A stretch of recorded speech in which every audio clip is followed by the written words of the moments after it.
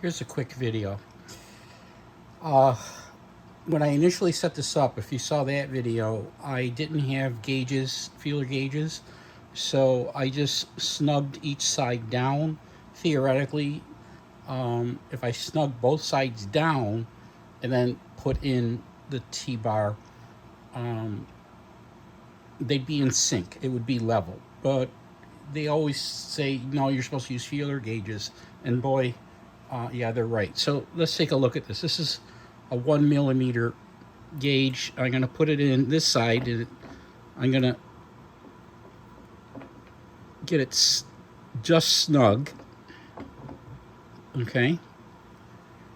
And here's the other 1 millimeter gauge on the other side. And it slides. That means this side is higher than the other side. So I've got to snug this one down more and leave this one as is.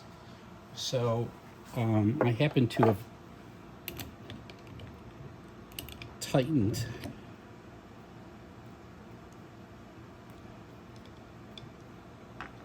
take the bar out,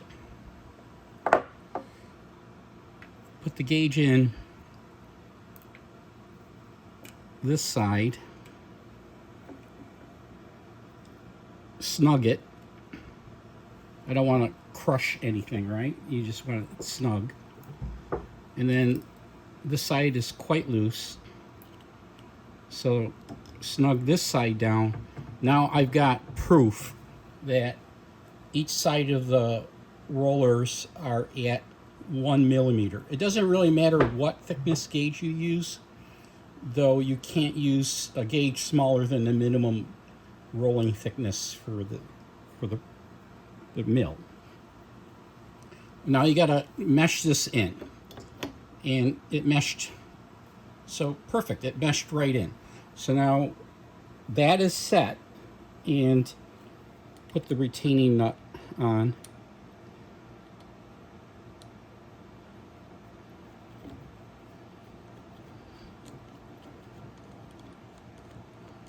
What was happening was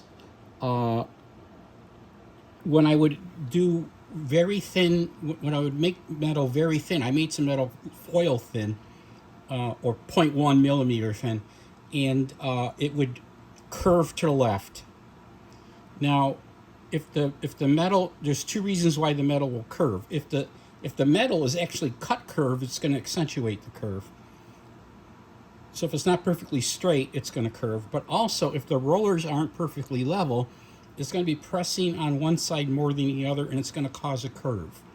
So I've noticed some curve to the left, and I'm hoping that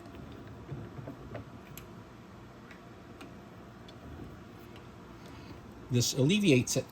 So that was just a quick video, how to use feeler gauges to